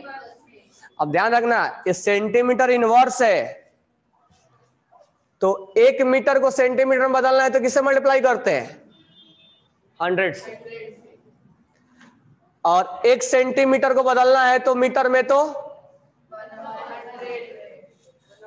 ये सेंटीमीटर है, इनवर्स है, तो इसमें 100 से मल्टीप्लाई करना पड़ेगा। ऐसे हम डिवाइड मारते हैं, लेकिन यहां इनवर्स की वजह से यहां पर हम तो मल्टीप्लाई करना पड़ेगा यहां पे।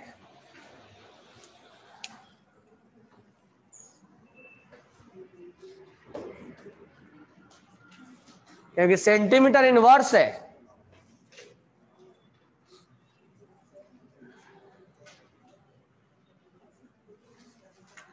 समझ में आ रहा है, कहां मल्टीप्लाई करना कहां डिवाइड करना है।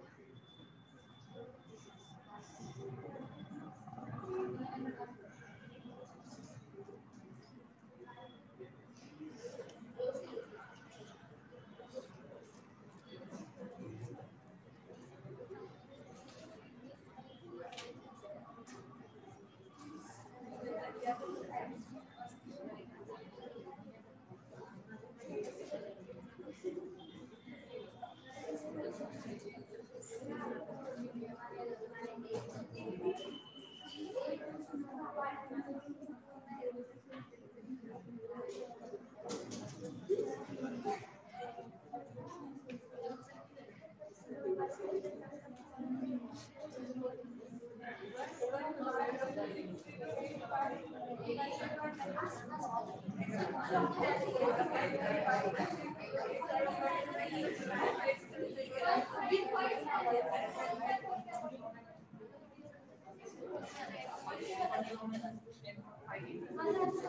आ रहा है?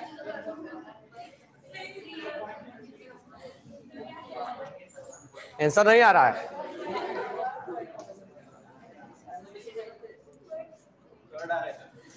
One 109677 into 5 into 100 divided by 36 1523291। इसको पूरा कैलकुलेट करोगे ना, ये आएगा 1523291।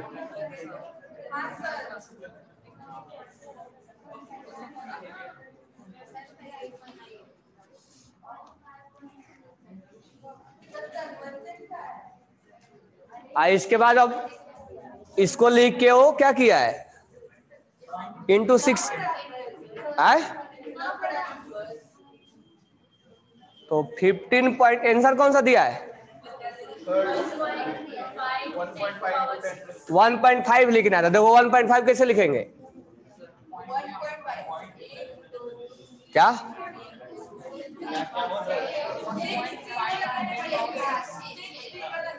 1.5 इंटू 1 2 3 4 5 6।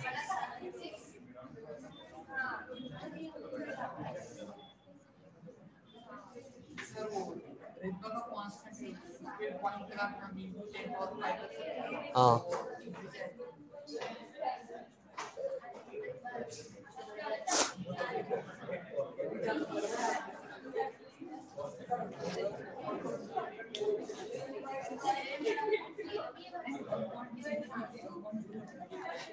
ये अप्रोक्स में लिया है, यहाँ 000 लिखा है, वो भी अप्रोक्स में ले रहा है।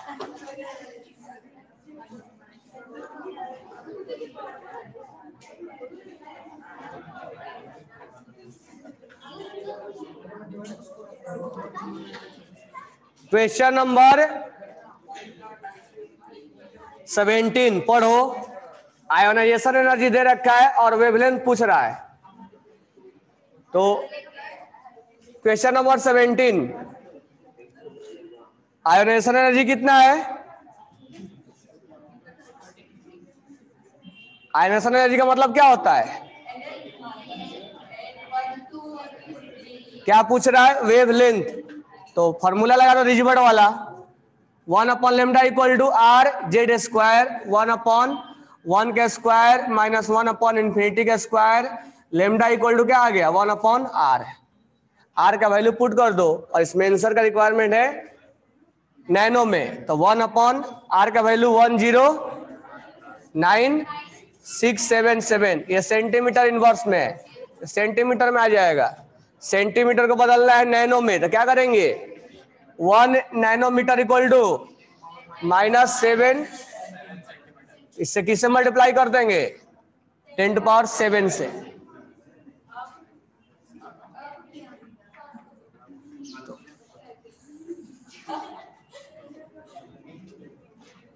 अब डिवाइड करो। एक ऐसा कैलकुलेशन आया था ना स्टार्टिंग में,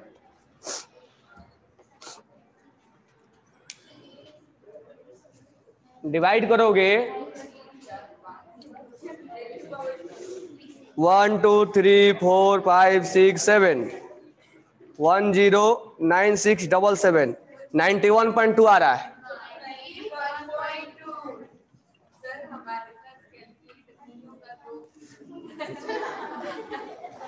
मैं प्रोसेस बता रहा हूं, कैलकुलेशन थोड़ा करना पड़ेगा, इस टॉपिक में कैलकुलेशन है।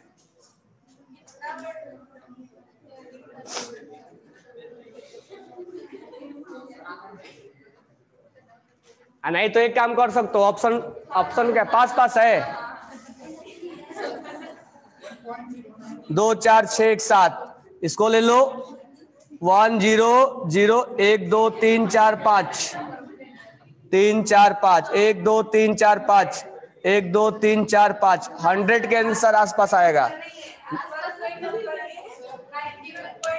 हाँ तो वही है आसपास ना। ये तो आंसर बहुत इधर और डिफरेंस है, ये तो 1911 है, 912 है, आंसर बहुत डिफरेंस है। तो 100 के आसपास एक ही आंसर है हमारा। हाँ, तो इसको पूरा कैलकुलेट करने की क्या रिक्वायरमेंट है? जब देखो कि ऑप्शन बहुत ज्यादा इधर उधर है तो अप्रॉक्स में लेके आंसर कर दो। अप्रॉक्स कितना ले सकते हो? देखो यहां पर हम सबको 0 कर दिए, ये 9 6 सबको क्या कर दे 0, ताकि ये 0 से आंसर हमारा 100 के आसपास आ रहा है। इसका 91.9 का डिफरेंस आ रहा है। ऑप्शन में उतना डिफरेंस है भी नहीं।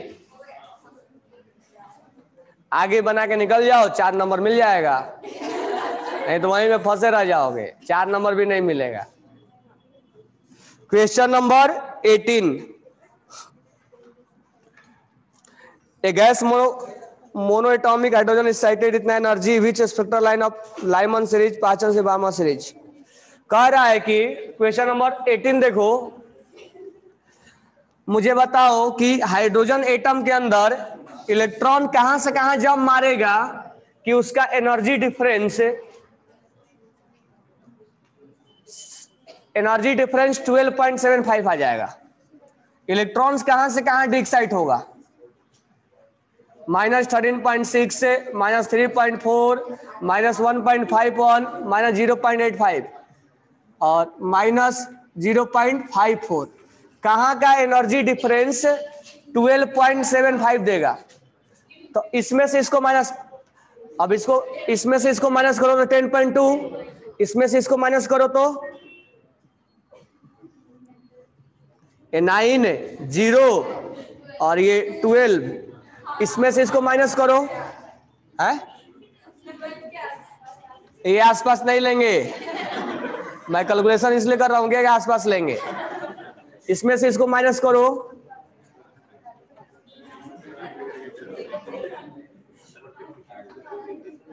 मैं इसी को बार बार क्यों ले रहा हूं? क्योंकि आंसर में 12.75 है, तो ये तो होना मस्ट है इसको।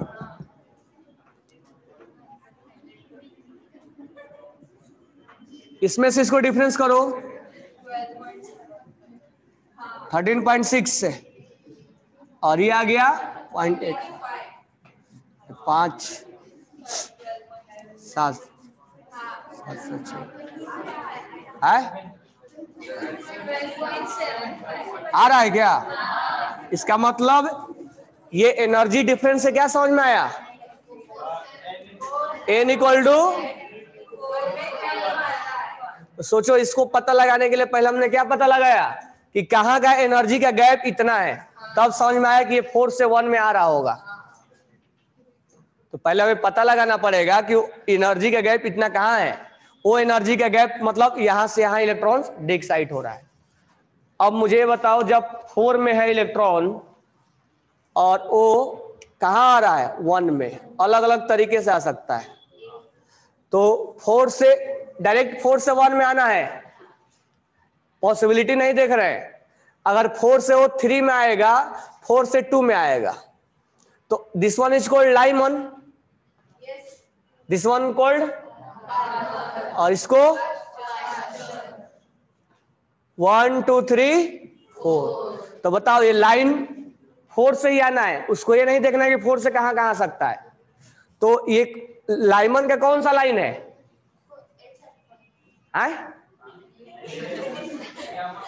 लाइमन का कौन सा लाइन है? ये फर्स्ट सेकंड थर्ड है। लाइमन का फर्स्ट का डिक्साइटेशन कहां से कहां होता है, और थर्ड का, सेकंड का, और 4 का।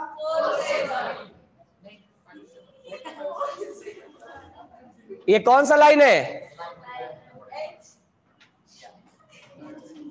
फर्स्ट लाइन ऑफ लाइमन 2 से 1, सेकेंड लाइन ऑफ लाइमन 4 से 1। कौन सा लाइन?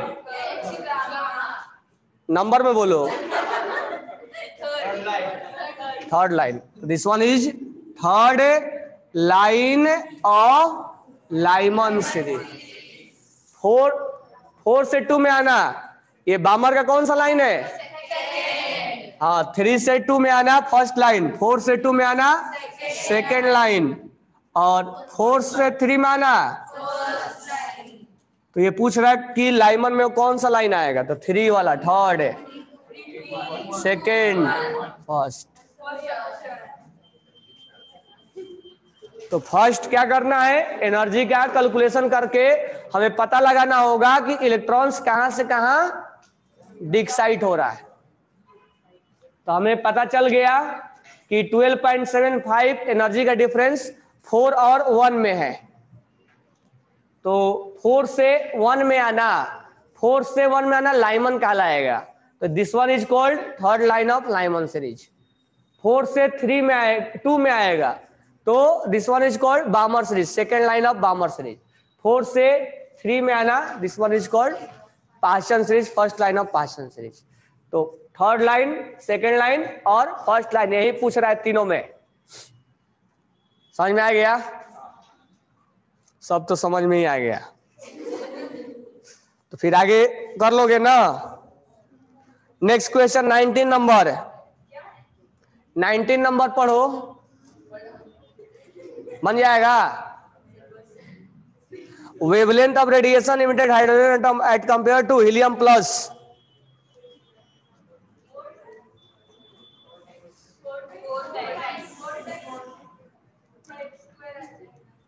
जब एनर्जी का डिफरेंस 4 टाइम्स होगा तो लेमडा का डिफरेंस कितना होगा, 4 टाइम्स। फ्रीक्वेंसी का डिफरेंस और वेव नंबर का डिफरेंस 4 टाइम्स। अरे रेशियो लोगे तो 4 ही आएगा ना। E1 upon E2 equal to ν1 by ν2 equal to λ2 upon λ1 equal to nu bar upon nu bar 2, यही आता है ना। जब ये डिफरेंस 4 टाइम्स है,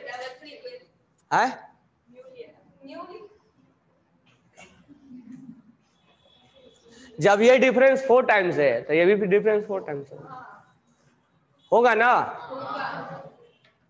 तो अगर एनर्जी 4 टाइम्स बढ़ जाएगा तो लेमडा कितना टाइम्स बढ़ जाएगा,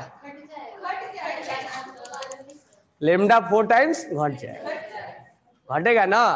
तो बताओ मेरे को कि फर्स्ट लाइन का अगर यहां पर एनर्जी डिफरेंस हाइड्रोजन में 10.2 है और हीलियम के अंदर 10.2 इंटू 4 होगा, तो यहां एनर्जी 4 टाइम्स बढ़ गया ना। तो किसका लेमडा ज्यादा होगा, इसका या इसका? जिसका एनर्जी कम होगा उसका लेमडा कितने टाइम ज्यादा होगा, और इसका लेमडा क्या होगा, 4 टाइम्स कम होगा। समझ में आए ना। लेकिन क्वेश्चन में देखना है कि किसके बारे में पूछ रहा है वो। क्या इसके 4 टाइम हाइड्रोजन के लिए पूछ रहा है तो हाइड्रोजन के लिए 4 टाइम्स ज्यादा होगा। अगर हीलियम प्लस के लिए बोलेगा तो 4 टाइम्स कम हो। अब यहाँ का फ्रीक्वेंसी और यहाँ का फ्रीक्वेंसी मैच करो, किसका फ्रीक्वेंसी ज्यादा होगा, एनर्जी ज्यादा तो फ्रीक्वेंसी कितने टाइम ज्यादा होगा, 4 टाइम्स। वेव नंबर हो सकता है ना, यानी एनर्जी से हर चीज हम रिलेट कर सकते हैं। हो जाएगा ना। चलो, ये हाइड्रोजन स्पेक्ट्रम खत्म हो गया। अब बोहर है?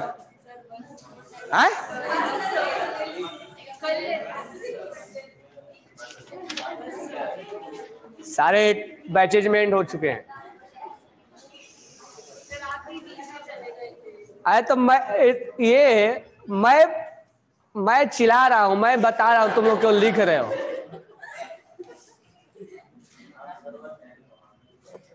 ग्लूकोन-डी पी गया करो।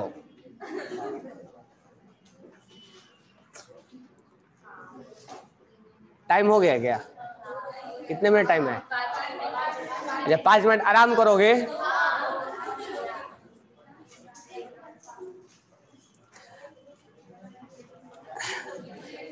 अब मेरे को ये बताओ, लेवल 3 करवाना है या मैं लिख के दे दूंगा? करवाना नहीं है?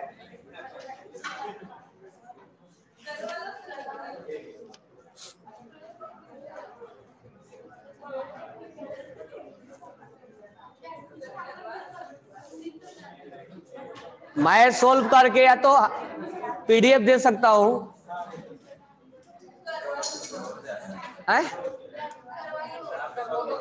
अभी तो लेवल 2 बाकी है। लेवल 2 में 20 से लेके 27 तक बाकी है, 7 क्वेश्चन बाकी है, 8 क्वेश्चन बाकी है।